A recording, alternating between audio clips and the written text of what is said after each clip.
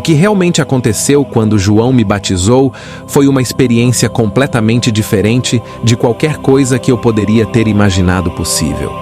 Senti uma grande onda de tremenda energia surgindo em meu corpo. Fiquei literalmente chocado com isso.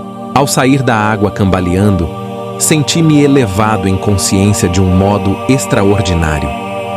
Um grande fluxo de brilhante felicidade elevou-me a um estado de êxtase. Estava arrebatado e consciente de uma grande luz. Tropeçando, me afastei do rio e fui caminhando e caminhando, sem saber onde estava indo.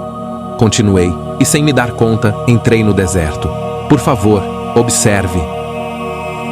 Minhas 6 semanas no deserto foram um tempo de total limpeza de minha consciência humana. Velhas atitudes, crenças e preconceitos foram dissolvidos.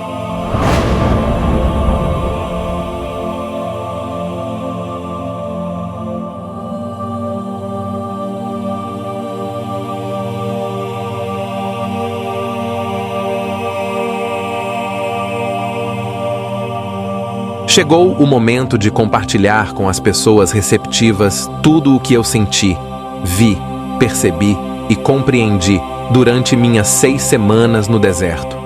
Para ajudar as pessoas a abandonarem a velha imagem de uma divindade bíblica, evitarei me referir a Deus por essa palavra e vou usar uma terminologia projetada para ampliar sua mente, para abraçar aquilo que realmente é, para além de toda forma terrena, cor, som, emoção e compreensão. Esta terminologia se tornará cada vez mais significativa na medida em que você for perseverando na meditação e na oração. O que eu senti quando estive no deserto? Fui elevado no interior de uma luz radiante e me senti maravilhosamente vibrante, vivo e com poder. Eu estava cheio de êxtase e alegria e sabia sem dúvida alguma que aquele poder era o verdadeiro Criador, do qual todas as coisas criadas haviam recebido o seu ser. Esta gloriosa harmonia interior, paz e sensação de perfeita realização, nada mais precisando ser acrescentado àquele belo momento, era a própria natureza da realidade, o poder criativo, dando vida à criação e à existência. O que vi, compreendi e percebi quando estive no deserto. Fui elevado dentro de outra dimensão de percepção consciente, que me permitiu ver a verdade com relação à vida e à existência. Vi, lúcida e claramente, o que era real e o que era falso no pensamento do homem. Compreendi que aquele poder criativo que eu estava experimentando era infinito, eterno, universal, que preenchia todo o espaço além do céu, dos oceanos, da terra e de todas as coisas vivas.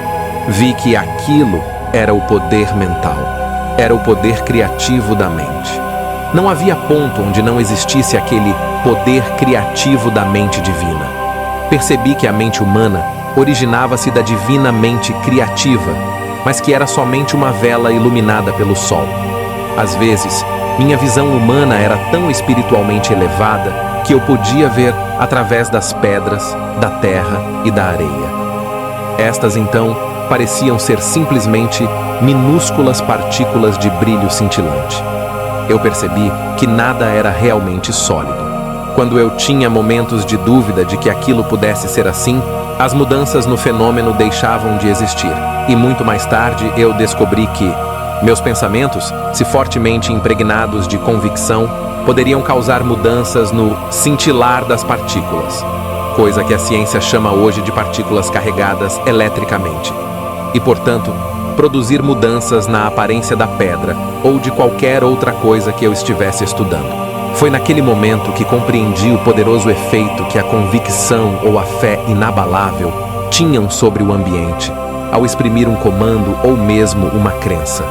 E ainda mais impressionante foi a abertura de minha mente, a compreensão em consciência cósmica de que tudo o que havia testemunhado era realmente o poder criativo da própria mente divina, tornada visível no cintilar das minúsculas partículas. Além disso, a aparência de tudo poderia ser profundamente afetada pela atividade do pensamento humano. Compreendi que não havia nada sólido no universo que tudo o que era visível estava manifestando um estado de consciência diferente, que determinava a composição e a forma do cintilar das partículas. Portanto, toda forma exterior era uma expressão da consciência interior.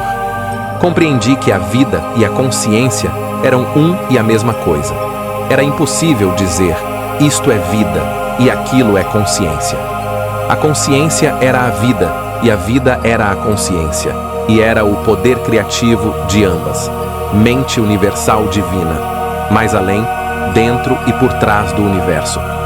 Compreendi que as pessoas davam grande importância à individualidade e à forma. Elas não podiam imaginar uma mente ou inteligência operando de modo efetivo, senão por meio da forma individual. Por isso, os judeus haviam criado uma imagem mental de um imenso ser supremo, tendo todos os atributos positivos e negativos do ser humano. Desta forma, era possível para os profetas acreditarem em e falarem da ira de Jeová, ameaças e castigos, e da vinda de enfermidades e pragas em resposta à desobediência humana. Mas percebi que estas imagens mentais eram mitos. Elas não existiam. Percebi que em qualquer dimensão da existência era a mente, a inteligência manifestada, que era o fator mais importante no que se refere à criação e ao homem em si.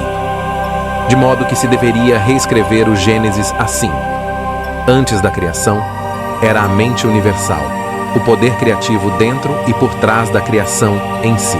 Tendo visto tão claramente, para além de toda a discussão, que o poder criativo da mente universal estava em todo lugar, no infinito do céu e ativo dentro de formas terrenas, fui impulsionado interiormente a olhar ao meu redor. Olhei e vi apenas cascalho e pedra.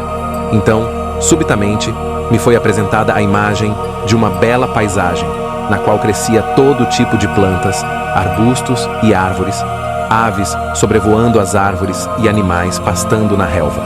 Assistindo a esta visão com admiração, vi que as plantas e árvores, cada uma delas, e sim, mesmo os pássaros e os animais, na realidade eram compostos de centenas de infinitas comunidades, de minúsculas entidades, trabalhando sem parar.